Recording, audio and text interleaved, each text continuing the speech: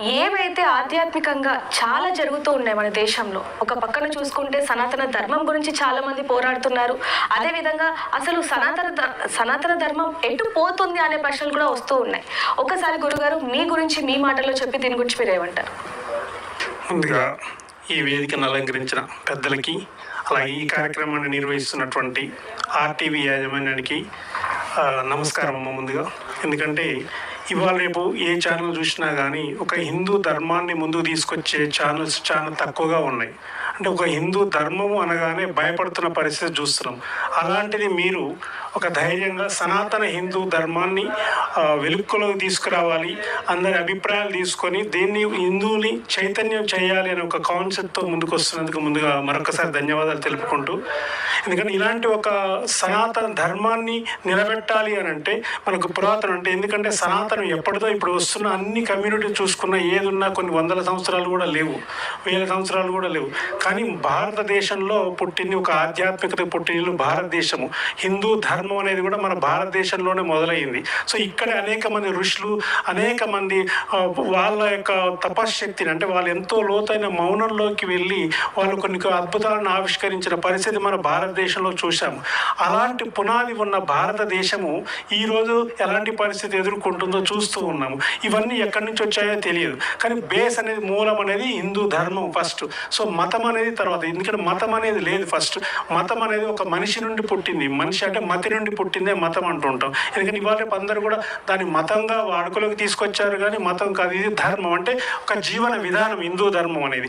అలాంటి ఒక జీవన విధానంలో హిందూ ధర్మంలో మనము ఉన్నప్పుడు, మరి ఇప్పుడు భారతదేశంలో ఒకప్పుడు హిందూ ధర్మంగా బతుకుతున్న వాళ్ళ సంఖ్య ఎంత, ఇప్పుడు ఉన్న పరిస్థితి ఏంటి? చాలా వరకు తగ్గిపోయింది. ఎందుకంటే ఒక సాధారణ హిందువు కూడా, అంటే ఇప్పుడు దగ్గర 80% హిందువులలో ఇప్పుడు ఒక హిందువుని అనే ఒక చైతన్యం లేదు ఫస్ట్ ఆఫ్ ఆల్. ఎందుకంటే ఒక ముస్లిం కమ్యూనిటీ కావచ్చు, ఒక క్రిస్టియానిటీ కావచ్చు, అవన్నీ కూడా వచ్చిన తర్వాత మన దగ్గర మన భారతదేశం అనేది మొత్తం కూడా ఆల్మోస్ట్ ఒక రుద్దబడింది అనమాట. అంటే ఎక్కడి నుంచో బేస్ అనేది మనది కాకుండా, ఎందుకంటే బ్రిటిష్ వాళ్ళు పరిపాలించినప్పుడు కూడా వాళ్ళ మన మూలాలని, అంటే మన సంస్కృతి సభ్యతల సంస్కారాన్ని కూడా వాళ్ళ మూలాలని తొలగించే ప్రయత్నం చేసి మనకు ఒక విత్తనాలు వేసిపోయారు. అప్పటి నుండి నేను హిందువులు అనే విషయాన్ని మర్చిపోయిన పరిస్థితి చూస్తున్నాం. ఈ మధ్యలో ఒక 10%, 20% ఉన్న ఒక చైతన్యంగా ఉన్న హిందువులందరూ కూడా ఏకమై రిమైనింగ్ ఉన్న 80% హిందువులని చైతన్యం చేయడానికి అనేక రకాల కార్యక్రమాలు చేపట్టుకుంటూ వస్తూ ఉన్నాము.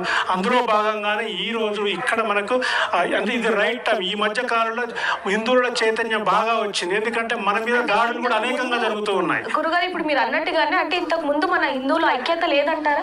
కేవలం ఇప్పుడు దాడులు జరుగుతున్నాయి కాబట్టి అందరూ ఐక్యమత్యంతో ఉన్నారంటారా? హిందువులలో ఐకమత్యం అనేది ఎప్పుడూ లేదమ్మా. ఒక విధంగా చెప్పాలంటే ఎలా ఉంది అంటే, మన వాళ్ళు సాత్వికులు. ఫస్ట్ ఆఫ్ ఆల్ హిందూ అనగానే మన తరతరాలుగా మన పూర్వీకులందరూ ఏం చేశారంటే, మనం మంచి వాళ్ళము, సో మనము సత్వగుణంలోనే ఉండాలి, సాత్వికంగానే ఉండాలి, ఎవరు జోలికి పోవద్దు, ఎవరైనా కొట్టినా కానీ మళ్ళీ పడాలి, అయ్యో అట్లా కాదు ఇట్లా కాదని చెప్పాలి. ఎందుకంటే మన బేసే ఏంటి, సర్వే జన సుఖినో భవంతు అనే ఒక పదాన్ని బాగా నూరిపోశారు. సో అందరూ ఒకటే, అంతా ఒకటే అనే భావన మనలో ఎప్పుడైతే బలంగా నూరిపోశారో అది కాస్త ఏమవుతుంది అంటే చేతగానితనం అయిపోయింది.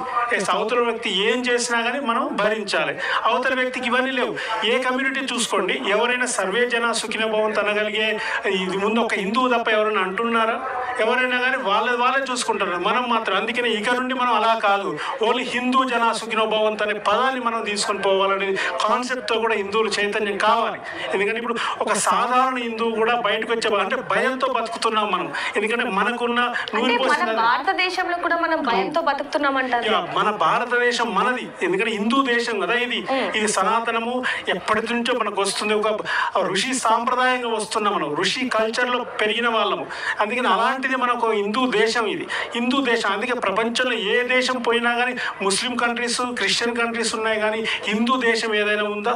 మనకంటూ ఉన్న ఏకైక దేశం ఏదైనా ఉంది అంటే అది హిందూ దేశమే. మన దేశాన్ని మనం కాపాడుకోలేకపోతే మన భవిష్యత్ తరాలకు ఏం చెప్తాం? మరి కాపాడుకోవాలంటే ఏం చేయాలి? ఎవరి నుంచి కొడుతుంటే కూడా మరి ఇప్పుడు ఒక చెంప కొడితే రెండో చెంప చూపించే పరిస్థితి ఉందా? ఇప్పుడు అవసరమైతే మనం దేనికైనా సిద్ధపడాలి. ఇప్పుడు స్వామీజీ త్రిశూలం పట్టుకొని వచ్చారు, అవసరమైతే త్రిశూలంతో. ఎందుకంటే ఎందుకంటే మనకున్న దాంట్లో కూడా దాంట్లో చూసుకున్న మనం ఏ యుగంలో చూసుకున్నా కానీ త్రేతాయుగం, కృతయుగం, ద్వాపరయుగం, ఏ యుగంలో చూసుకున్న ప్రతి యుగంలో కూడా ఏ యుగ ధర్మాన్ని వాళ్ళు పాటిస్తూ ఉన్నారు. ఇప్పుడు కలియుగంలో మనం అంతా మంచిగా నువ్వు నేను ఒకటే అనే భావన లేదు. కలియుగ ధర్మానుసారంగా మనం దానికి తగ్గట్టే ప్రవర్తించాలి. అవసరమైతే ఆ యుగంలో కూడా రాముడు కూడా ఎక్కడికి పోయినా, రాముడు మంచి బాలుడు అని పేరు ఉన్నప్పటికీ కూడా ఎక్కడికి పోయినా మెడలు మాత్రం బాణం అయితే ఉంటుంది కదా, శివుడికి త్రిశూలం ఉంటుంది. అంటే ప్రతి ఒక్కరు ఆయుధాలు ధరించి, అంటే మనము మన రక్షణ కోసమైనా మన హిందువులను రక్షించుకోవడానికైనా ఖచ్చితంగా ప్రతి ఒక్కరు ఆయుధాన్ని ధరించాల్సిందే.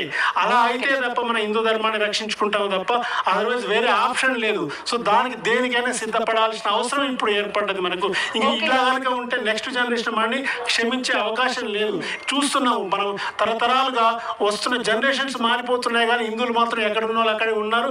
పైగా తగ్గిపోతున్న జనాభా చూస్తున్నాం. ఒకప్పుడు ముస్లిం జనాభా ఎంత ఉండే, ఇప్పుడు ఎంత ఉంది. మరి ఇంకా నెక్స్ట్ ఇప్పటికే ఆల్రెడీ మనకు సోషల్ మీడియాలో చూస్తే కనుక ఏ ఒక్క వీడియో చూసినా కానీ బ్లడ్ బాయిల్డ్ అయిపోతుంది. అంటే మనం కనీసం చూస్తూ ఉండలేని పరిస్థితి వచ్చింది. అంటే ఒక సామాన్య హిందువు కూడా దాన్ని చూస్తూ ఉండలేని పరిస్థితి. కానీ బయటికి రావాలంటే అయ్యో నాకేమవుతుందో, నేను వస్తే మళ్ళీ నా ఫ్యామిలీ ఎట్లా, పిల్లలు ఎట్లా, మన వాళ్ళ భవిష్యత్తు ఎట్లా, అంటే ఎంతో ఆర్థికంగా కానీ లేదా రకరకాల భయాలతో బతుకుతున్నారు. అలాంటి వాళ్ళకు మన హిందువులు అనుకున్న ముఖ్యమైన అట్లీస్ట్ ముందుకు వచ్చిన ప్రతి ఒక్కరు కూడా వాళ్ళకి నేనున్నాననే భరోసా ఇస్తూ హిందువులని మమేకం చేసి ఏకంగా పోతే తప్ప మనం మన సంస్కృతి, మన సంస్కారం లేకపోతే మన హిందూ ధర్మాన్ని కాపాడుకునే పరిస్థితి లేదు. ఎందుకంటే వాళ్ళు వస్తున్న విధానం చూస్తున్నాం కదా, వాళ్ళ అవసరం దేనికైనా సిద్ధపడి వస్తున్నారు.